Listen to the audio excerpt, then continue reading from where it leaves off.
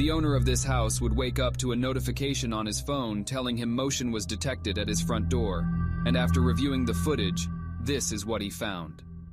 There was an old woman with a knife just standing at his front door, constantly shifting her body weight from side to side. The woman can be seen awkwardly holding and looking at the knife as well as constantly glancing all around her.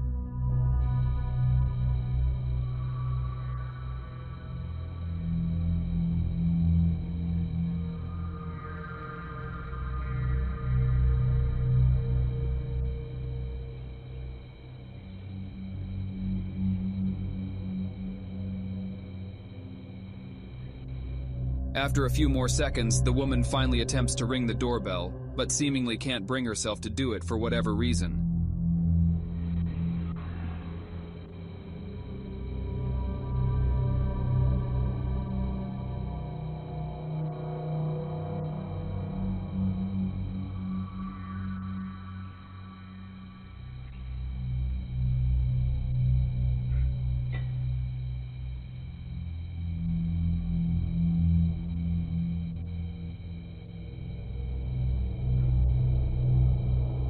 And after 2 minutes of footage, it cuts off.